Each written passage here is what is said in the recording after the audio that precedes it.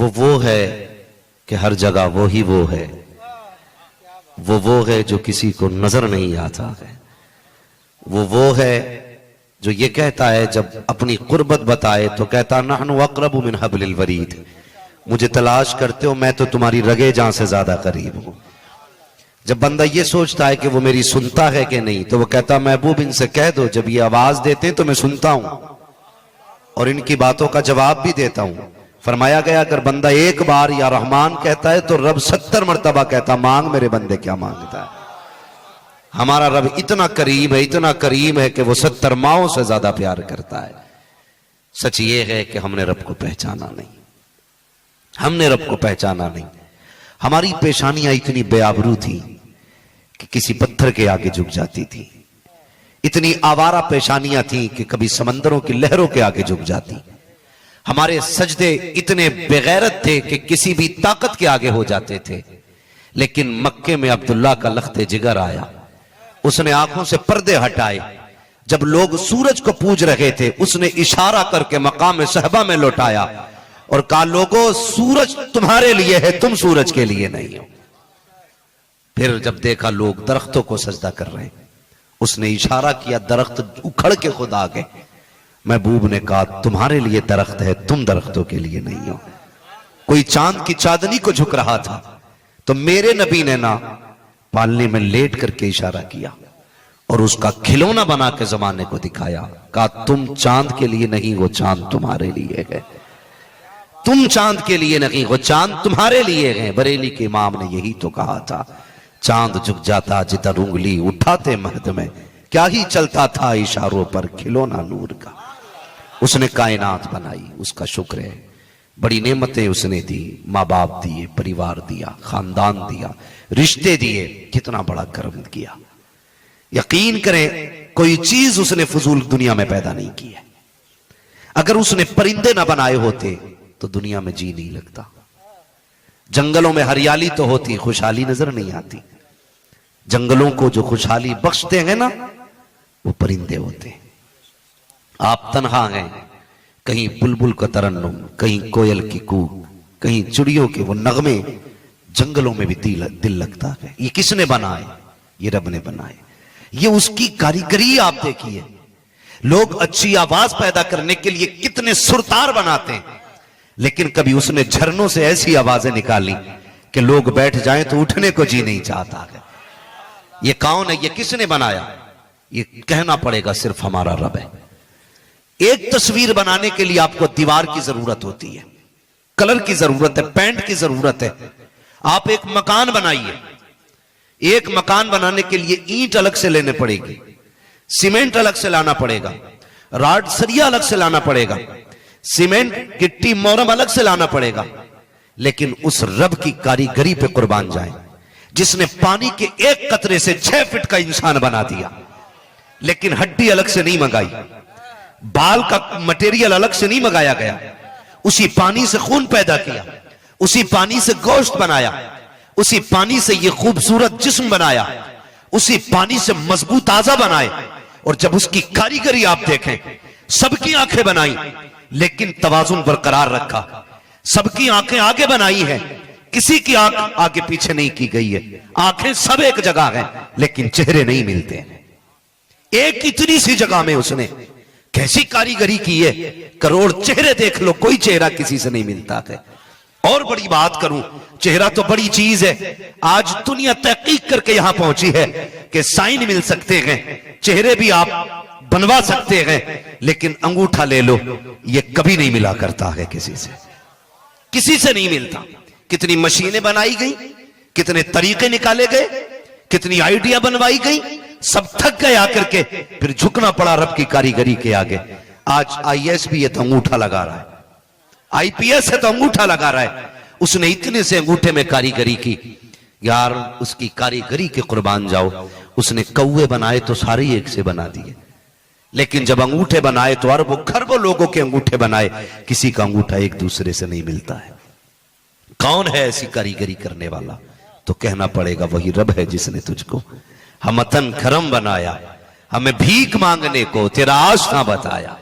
अपने रब को पहचानो, कभी सजदे करो तो ये सोच के करो कि उसके जैसा कोई नहीं है, वो किसी के जैसा नहीं है। लम यलिद वलम यूलद, न उसको किसी ने पैदा किया है, न उसने किसी को जना है।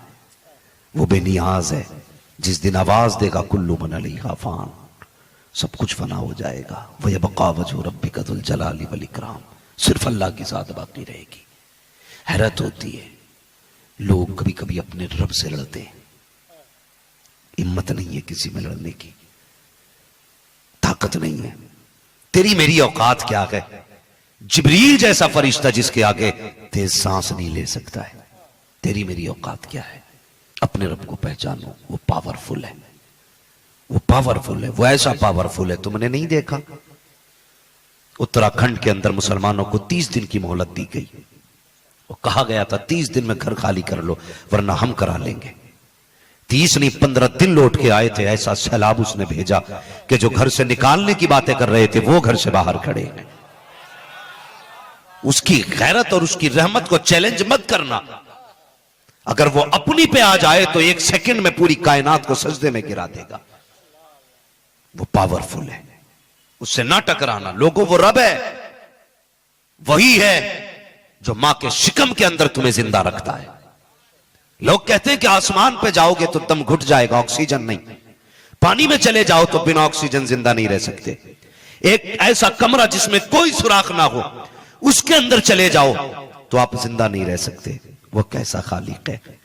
वो 3 संदूकों के अंदर मां के शिकम में बच्चे को जिंदा रखता है। धड़कनें भी रहती हैं, सांसें भी रहती हैं। उस रब को मानो, उस रब की इबादत करो, उस रब को राजी करो, वही तुम्हारा रब है। उसी से अपनी लो लगाओ। वही रब है जिसने मुस्तफा जैसा पैगंबर पैदा किया। वही रब है जिसने हुसैन जैसा जिगर वाला पैदा किया। अगर मौत को उसने पैदा किया है तो अली असगर जैसा जिगर वाला भी उसने पैदा किया। अगर मौत उसने बनाई है तो अली अकबर जैसा बहादुर भी उसने बनाया है। ये सब उसकी तख्लीक और कारीगरी के नमूने हैं। हाँ, मौत कहती है सब देख के मुझे डर जाते हैं, लेकिन करबला में मौत भी हुसैन के आगे हाथ बांधे खड़ी थी। मौत के माथे पे अगर पसीना था तो वो करबला में आया था। लोगों, मैं इसीलिए कहता हूं, अगर मौत को रब ने पैदा किया है तो फिर हुसैन को भी रब ने पैदा किया है। उस रब को मानो, उसी रब से मांगो, वो देता है। उस रब की इबादत करो। हमारा रब कौन है?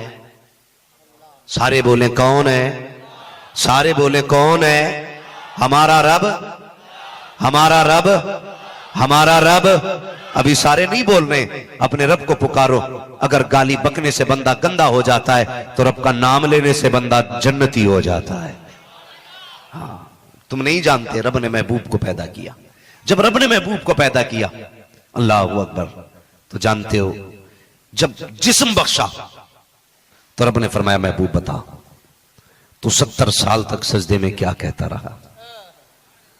तो रब महबूब ने कहा था, मालिक पहले 70,000 बरस मैंने कहा था सुबहान अल्लाह, सुबहान अल्लाह। रब इतना राजी हुआ, फरमाया जा, ये इनाम तेरी उम्मत को दे रहे हैं हम, ये इनाम तेरी उम्मत को दे रहे हैं।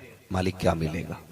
कहा तू सजदे में गिर के मुझे पाक कहता रहा, जा ये इनाम तेरी उम्मत को बख्शा। तेरा जो उम्मती मुझे पाक कहेगा, मेरी तस्बीह बयान करेगा ना, तो मैं उसको पाक कर डालूंगा, मैं उसको पाक कर डालूंगा। ये रब का एहसान है, ये इनाम है, रब का करम है।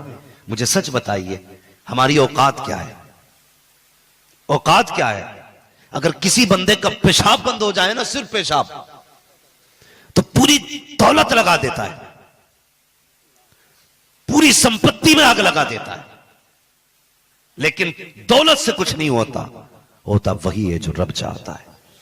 मेरे कई सारे डॉक्टर्स दोस्त हैं जिनसे मेरी गुफ्तगू होती है, दीनदार डॉक्टरों से मेरी दोस्ती है। उनसे नहीं जो लूट खसोट करते हैं, उनसे नहीं जो मरने के बाद 3 दिन ऑक्सीजन लगा के 3 लाख का बिल बना के मरने वाले के हाथ में देते हैं।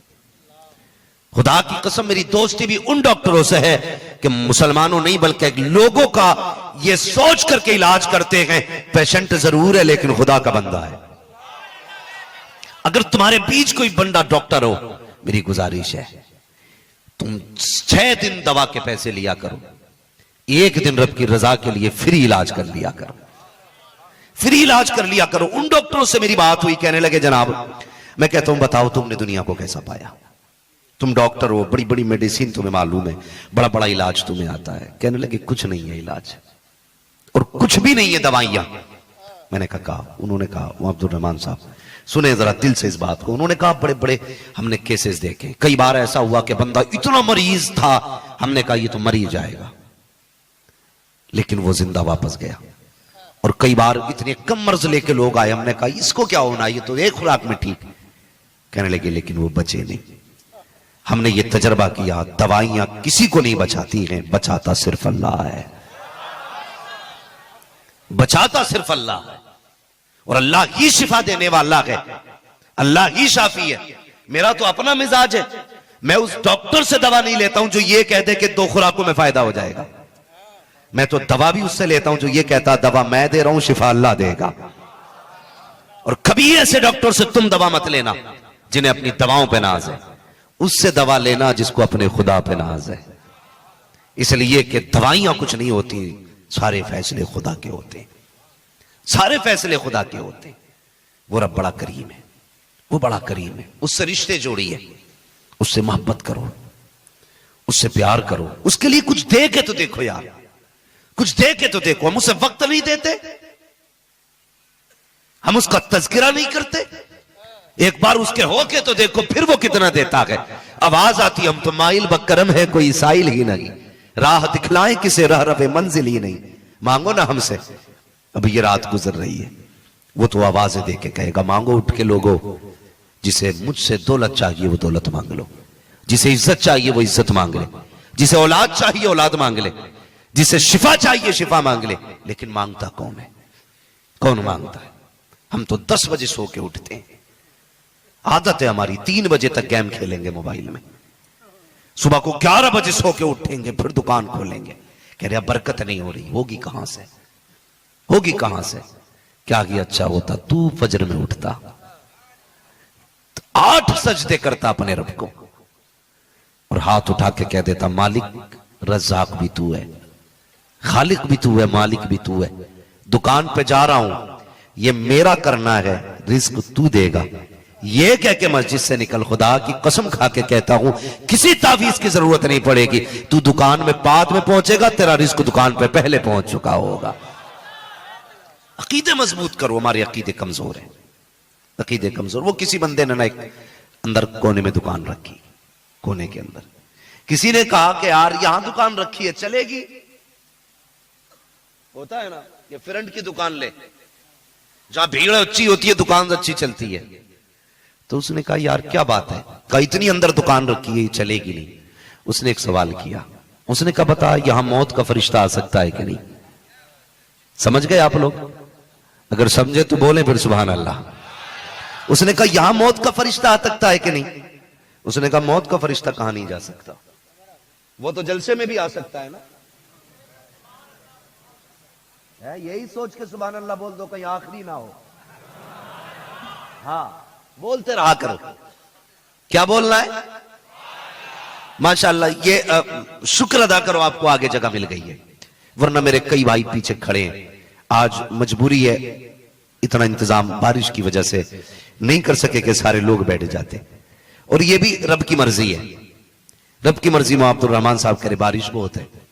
मैंने कहा दीवाने हुसैन के बारिश ना भी पीछे मिंबर लगा देना, फिर देखना या तो बादल बरसेगा या फिर हुजूर के गुलाम बरसेंगे, 2 ही बातें होनी थी। और जो इसकी गरज है ना ये अपनी जगह है, अगर इसका मसला ना हो ना तो ये पूरी रात भर से हम इंशाल्लाह पूरी रात बोलने का दम रखते हैं। आप तो नहीं बह जाएंगे पानी में, डर गए नहीं? कभी ये खतरा हो कि घर जाएंगे तो बीवी डांटेगी कपड़े कहां खराब करके लाए, घबराना नहीं। हाँ बस सुने जो मैं बात आपसे कह रहा हूं, मैंने क्या कहा था आपसे, वो जो है आपकी जी याद भी रखा करो थोड़ा सा।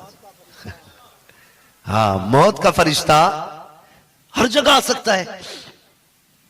उसने कहा कहां कहां के 7 तालों के अंदर भी आ जाएगा। अच्छा तो उसने कहा यार अब तू बता, जब मौत का फरिश्ता यहां आ सकता है तो फिर रिज्क का फरिश्ता यहां नहीं आ सकता है? उसके हुक्म से मौत का फरिश्ता जहां पहुंच सकता है, उसी के हुक्म से रिज्क का फरिश्ता पहुंच सकता है। वरना मुझे बताओ, अगर ये बंदे के हाथ में रिज्क होता तो रक्षे वाले मर गए होते, ये मजदूरियां करने वाले लोग जिंदा नहीं रहते। अमीर तो इनको भूखा मार देते, पैसे वाले इनका खून निचोड़ लेते, लेकिन उसकी रहमतें आवाज देती है, अगर तू एसी में लेट के खाता है ना, तो धूप में जो मजदूर खाते इनको मैं खिलाया करता हूं। तो रज़ाक कौन है? सारे बोले कौन है? अल्लाह रज़ाक है, और उसके फैसले कुर्बान जाए उसके करम पे। मांगा करो यार, उससे मांगा करो। अगर कुछ ना भी मिले ना फाके से हो, तो चोरी ना करना, ब्याज ना लेना, रिश्वत का पैसा ना लेना, हराम का एक लुकमा ना लाना, फाका रखना, अपना मुंह आसमान की तरफ उठा के कहना, मालिक मेरी भूख में राजी है ना तू, तो मैं तेरे फैसले में राजी हूं, मैं फाके रहूंगा लेकिन हराम का लुकमा नहीं खाना। इतना अपने रब से कह देना, फिर देखो वो रिस्क के दरवाजे कैसे खोलता है, वो कैसे खोलता है रिस्क के दरवाजे। अकीदे कमजोर हो गए हमारे, अकीदे, भूख लगती है ना तो नीयत खराब होती है, या तो हाथ फैला दिया, ये भी नहीं हुआ तो जेब काट ली, चोरी कर ली, रिश्वत, ब्याज, क्या क्या ना किया हमने पेट के लिए। वो तो रज़ाक है, खुदा की कसम करीम है, वो अकीदे देख के रोजी नहीं देता है, वो इतना बड़ा रज़ाक है कि वो धर्म मजहब देख के रोजी नहीं देता।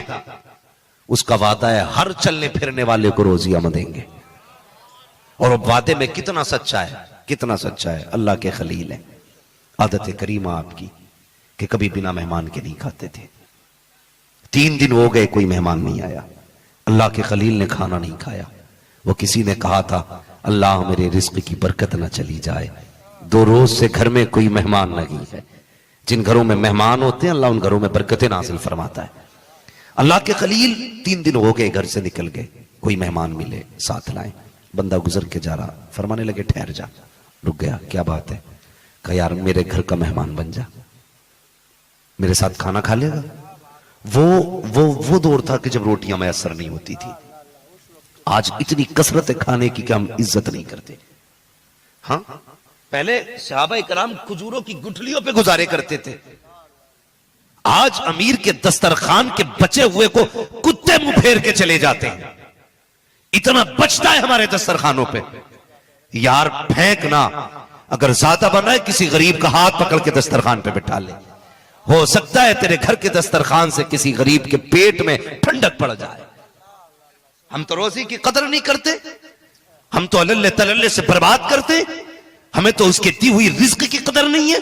और यार उनसे पूछो जिनके घर में गरीबी है, वो तुमने नहीं सुना, वो किसी की बेटी ने रोजा रख लिया लेकिन घर में इफ्तार के लिए पानी के सिवा कुछ ना था। बेटी होती है, कहने लगी अब्बा मेरा पहला रोजा है। हर किसी अमीर का मामला यह है, जब बेटियां रोजा रखा करती है ना तो बाप इफ्तार के इंतजाम करता है। बाप गरीब था, बेटी ने इतना का गर्दन झुक गई, सोचने लगा क्या करूं। पता किया शहर में किस अमीर के घर की तरफ से आज इफ्तारी का ऐलान है। अल्लाह अकबर, पता चला फला अमीर ने इफ्तार का ऐलान किया है। अपनी बेटी को साथ लेके चला। बेटी ने कहा था बाबा कहां लेके जा रहे हो? कहा बेटी तेरे रोजे की खुशी में फला शख्स ने इफ्तार का इंतजाम किया है। बाप भी बड़ी गैरत वाला होता है, अपनी अना का सौदा नहीं करता है। बेटी को लिया, साथ पहुंच गया उस अमीर के दरवाजे पर, बेटी को बैठाए रखा। बेटी को पता नहीं था हो क्या रहा है। खुदा की कसम इफ्तार का वक्त आया, बच्ची ने इफ्तारी की। जब जाने लगी बेटी ने कहा था अब्बा ये इतना बड़ा एहतमाम किसके लिए? बाप की आंख में आंसू आए। कहा बेटी तेरे रोजे के लिए था। मैं कहना चाहता हूं और रमजान उम्रा करने वालों, हर साल बार बार शौक में जाने वालों, नाम पैदा करने के लिए मक्के मदीने में शामें गुजारने वालों, तुम्हें खुदा का वास्ता उम्रा करने बाद में जाना, रमजान में गरीब की इफ्तारी का इंतजाम कर जाना, किसी गरीब की सहरी का इंतजाम कर जाना। दावे के साथ कहता हूं मक्के के अंदर हरम में बैठ करके ज़मज़म से इफ्तार करने में वो नेकी नहीं मिलेगी जो तेरे दिए हुए पैसे से गरीब की इफ्तारी से अल्लाह तुम्हें नेकी अता फरमा दे। अल्लाह, नारे तकबीर, नारे रिसालत, जिक्र इमाम हुसैन मसलक आला हजरत, नारे तकबीर, नारे रिसालत। रिसालत। भाई इंतजाम करो, खिलाया करो गरीबों को, कदर किया करो खाने की। कितना खाना फेंकता है, कभी कभी रोने लग जाते हैं हम लोग, खुद रोते हैं। इसलिए नहीं कि हम फाके से हैं। जब किसी के बच्चों को खाने के ढेर से पॉलिथीन के अंदर खाने की चीजें तलाश करते देखते हैं तो रोना आता है। हमारी कौम पर कुछ लोगों पर इतना पैसा है कि उनके कुत्ते 10-10 हजार का खाना खाते हैं, और कोई गरीब ऐसे भी हैं जो रात को भूखे सो जाते हैं। बंदे हो रब के यार, जगह पैदा करो दस्तरखान में, खिलाया करो लोगों को और शुक्र अदा किया करो। जब तुम किसी गरीब को देखो ना, उसके सर पे हाथ रख दो, सहारा बन जाओ। और तुम्हारे दरवाजे पे कोई आए ना तो उसे देख के अल्लाह का शुक्र अदा किया करो। ये कहा करो, मालिक तेरा शुक्र है यार, रो भी दिया कर किसी फकीर को देख के, ये सोच के रो दिया कर, शुक्र है तूने इतना दिया है कि मुझे देने वाला बनाया है, मांगने वाला नहीं बनाया है। ये सोच के भी दे दिया करो। हम 10,000 का जूता पहन लेते हैं लेकिन गरीब से मुंह फेर के निकल जाते हैं। वो सिग्नल, मस्जिद के दरवाजे, जुमे का दिन, लोगों की भीड़ में हाथ फैले हुए हम नहीं देखते। दे दिया करो, दिया करो अल्लाह की बारगाह में। वो करीम है, वो तुमसे तुम्हारा नहीं मांग रहा है, वो अपना दिया मांग रहा है, उसी का दिया हुआ है। और तेरे दरवाजे पे जो आया है ना, वो खुद नहीं आया, उसे रब ने भेजा है। और जब उसने तुझे रिस्क दिया है, तेरी खुराक कितनी रोटी थी? 3 रोटी, बहुत ज्यादा 5 रोटी। कितना खा लोगे एक वक्त में? 10 रोटी। कमाते कितना हो? रोज की 100 रोटी। जितना आप सुबह से शाम तक कमाते हो, उससे कितनी रोटी मिल सकती है? आपके परिवार के पेट से भी बच जाएंगी, इतनी रोटी मिल जाती है। लेकिन कभी तुमने सोचा वो इतना क्यों देता है? तो सुने, कभी वो लेके आजमाता है, कभी वो दे के आजमाता है। पहचानो अपने रब को।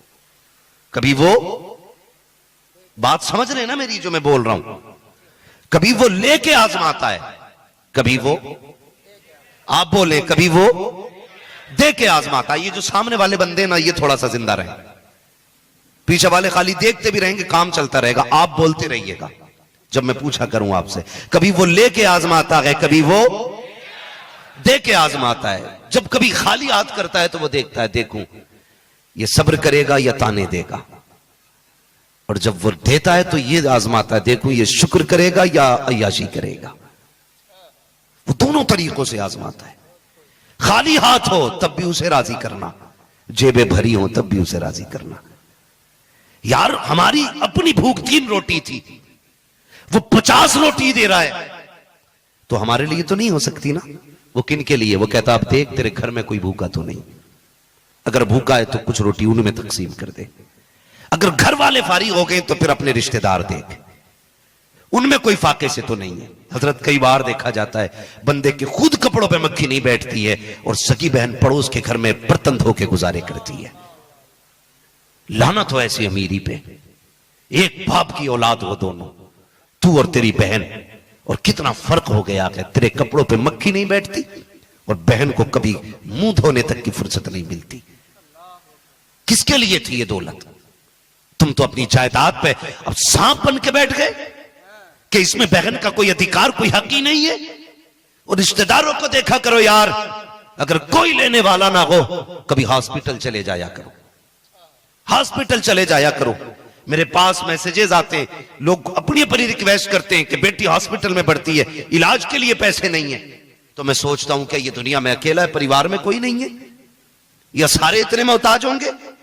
मैं जानता हूं रब ने सबको बराबर बराबर नहीं रखा है, किसी को कम दिया है, किसी को, ये उसके फैसले। एक भाई कलम से लाखों कमा लेता है, दूसरा सगा भाई है जो ठेला लगा के बाजार में खड़ा रहता है।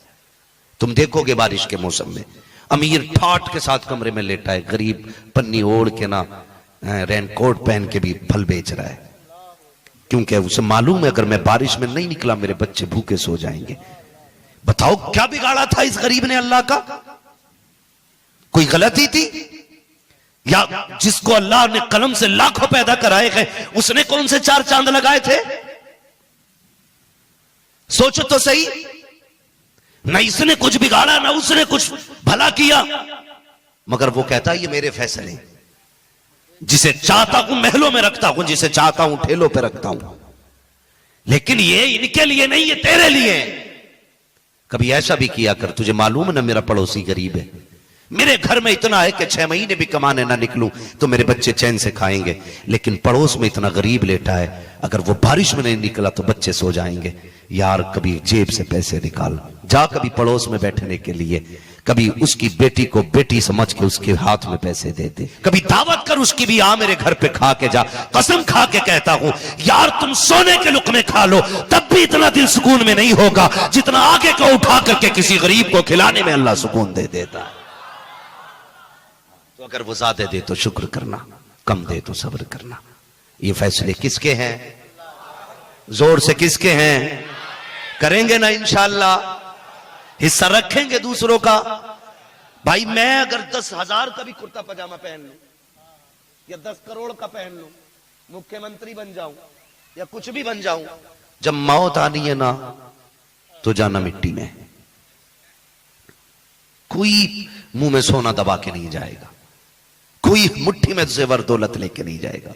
वो कैसा पावरफुल है, वो कहता देख खाली हाथ भेज रहा हूं, खाली हाथ बुलवाऊंगा, तू दुनिया में कुछ भी कर ले, मेरे पास आना है ना तो यूं ही आना है। इतना फर्क था, जब पैदा हुआ था तो यूं था, और जब आएगा तो फिर यूं होगा, दिखा के जाएगा कि मैं कुछ लेके नहीं जा रहा हूं, मैं कुछ लेके नहीं जा रहा हूं। फिर क्या था, जब आया था मुट्ठी बांध के क्यों आया था? गोया वो कह रहा था लोगों मेरी मुट्ठी खाली ना समझना, इसमें मोहम्मद का दामन लेके आया, हुजूर का दामन लेके आया हूं। सारे कह दो सल्लल्लाहु अलैहि वसल्लम। जब भी हुजूर का नाम आया करे दरूद पढ़ लिया करो, दिल दिल में पढ़ लिया करो, पढ़ा करो जरूर भाई। तो ये जिंदगी है हमारी, कितना करोगे? लोग पूरी जिंदगी, कभी किसी की भूख मिटी है? मुझे तो नहीं लगता। 9 के 99, 99 के 9,000, 9,000 के 9 लाख, 9 लाख के 90,000, 90,000 के करोड़ करने के चक्कर में बंदा क्या होता है? पूरी कट जाती है, पूरी कट जाती है। कनात किया करो, सब्र किया करो, थोड़े पे सब्र करो, ज्यादा पे, ज्यादा पे अभी नहीं बोल रहे सारे, ज्यादा पे। मुझे बताओ, कटती गरीब की भी है, कटती अमीर की भी है। फर्क इतना है, गरीब की सुकून से कट जाती है, अमीर की बेचैनी में कटती है। हाँ जी, लोग फोन करते, मैं फला सेठ बोल रहा हूं, मैंने ठीक है भाई, सेठ है तो फिर कुछ पहुंच होगी ना वहां तक, कि नहीं नहीं नहीं अल्लाह ने खूब दिया हजरत। हाँ मैंने कहा खूब दिया, बता फिर कब्र में तो तेरी वैसे ही कट जाएगी, फरिश्ते छोड़ेंगे भी, छोड़ो 100 बीघे जमीन का मालिक आया है, इसकी 80 दुकानें थी भाई दुनिया में, चलो हिसाब नहीं कर रहे, नहीं नहीं वो कोई मसला नहीं है। मैंने कहा सुन, ये कोई जमींदारी नहीं है, जमींदारी सच्ची तो हुजूर की गुलामी में है। दौलत कितनी पैदा कर लो यार, ये कब्र में काम नहीं आएगी। कब्र में वही काम आएगी जो हुजूर की गुलामी की होगी, जो हुजूर की गुलामी की होगी। तो भाई पूरी जिंदगी तो कटी जानी है। अगर आपके पास ज्यादा है ना तो खर्च किया करो, हॉस्पिटल जाओ, वहां देखो लोग एक एक गोली को तरस रहे, एक एक टेबलेट के लिए परेशान है।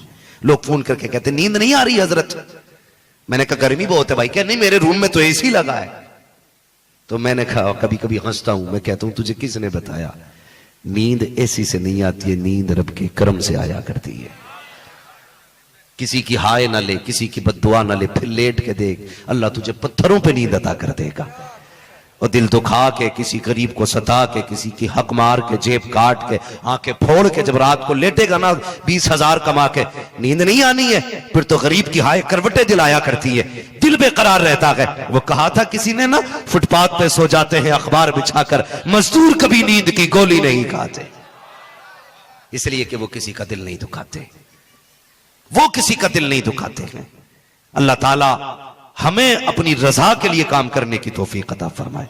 बैठेंगे, अगर आप बैठे तो मैं गुफ्तगू आगे बढ़ाऊं, उठ के तो नहीं जाएंगे। मुझे जैसा अरकान कमेटी का हुक्म होगा मैं वैसा करूंगा। अगर यहां पे इस माइक का कोई छतरी का इंतजाम हो, छाता वगैरह का, हाँ तो आप उसका मशीनों का इंतजाम करें, मैं थोड़ी सी गुफ्तगू आगे करूं। देखो आज लगता है कि ये भी बरस के देख रहा है, जब जरूरत थी ये तब करबला में नहीं बरसा था, आज जरूरत नहीं है तो जम के बरस रहा है। हाँ, मगर बात क्या है, ये भी ना ये देख रहा है कि जब पानी की जरूरत थी तब ना बरस के मैंने इम्तिहान लिया था, आज ज्यादा बरस के इम्तिहान ले रहा हूं। कितने लोग उठ के जाएंगे, जरा हाथ उठा के बता दे। कोई उठ के नहीं जाएगा, सुभान अल्लाह। हाँ, जो लोग बुखार उखार के पेशेंट हैं वो देखो कोने गोशे पकड़ने लगे, है ना, मर्जी है फिर जो जहां को। क्या इरादा, सफर आगे किया जाए? तवज्जो है, जरा कह दें या रसूल अल्लाह, और जोर से और तड़प के। मैंने क्या कहा था, अल्लाह के खलील रास्ते में खड़े, उस वक्त रोटियां इतनी ज्यादा नहीं थी, मिल जाती तो खा लेते थे, नहीं मिलती थी तो सब्र करते थे, मिल जाए तो शुक्र और ना मिले तो सब्र कर लिया करते थे। अल्लाह के खलील ने हाथ पकड़ा, मेरे घर खाना नहीं खा लेता? उसने कहा क्यों नहीं, आप अगर कहें तो मैं खाना खाने के लिए तैयार हूं। अल्लाह अकबर। जब इतना सुना फरमाने लगे चल मेरे घर चल। हाथ पकड़ा, अपने घर लेके गए। जब आप घर लेकर के गए दस्तरखान पे बैठ गए, मैंने कहा हमारा रब कैसा रज़ाक है, इस पे जरा गौर कीजिए। दस्तरखान पे बैठे, फरमाने लगे कि एक काम कर। कहा क्या? कहा एक काम कर, खाना लुकमा खाने से पहले तुझे मेरे रब का नाम लेना पड़ेगा। उसने कहा रब का नाम लेना पड़ेगा, मैं तो तुम्हारे रब को नहीं मानता हूं। उसने कहा अगर नहीं मानता ना तो फिर खा नहीं सकता है। उठ के चल दिया, खाना नहीं खाया। जैसे उठ के गया, रब ने जिब्रील को भेज दिया, जाओ मेरे जिब्रील, जाओ जाके मेरे खलील से कह दो अपना लुकमा बाद में मुंह में डालना, पहले जो नाराज होके गया है उसको मना करके लाओ। अल्लाह अकबर। अल्लाह के खलील उठे, जाके कहने लगे चल यार खाना खा ले। कहा तुमने तो भी मना किया था। कहा मैंने मना किया था, लेकिन अब चल मैं बुलाने आया हूं। कहा तुमने ये कहा था अगर रब का नाम लेगा तब खाऊंगा, अगर नाम नहीं लेगा तो नहीं खा सकता। कहा मैं खा तो लूंगा लेकिन नाम नहीं लूंगा। अल्लाह के खलील ने कहा था मत खा मत ले नाम, लेकिन खाना खा ले। कहा इतनी जल्दी तेवर कैसे बदल गए? तो खलील ने कहा था जिस रब की रजा के लिए मैंने तुझे हटाया था उसी ने कहा है अगर वो नहीं आएगा तो तू नहीं खाएगा। वो तो ये कहता है मैंने 70 साल खिलाया, कभी मैंने उससे अपना नाम न लिवाया, तू नबी होकर के कैसे शर्त लगा सकता है? चाह कलमा भले नहीं पड़ता है लेकिन बंदा तो वो भी खुदा का है। सुभान अल्लाह। नारे तकबीर, नारे रिसालत, नारे हैदरी, नारे हैदरी, मसला के आला हजरत, इश्क मोहब्बत, इश्क मोहब्बत। बंदा तो वो भी खुदा का है। मैंने इसलिए कहा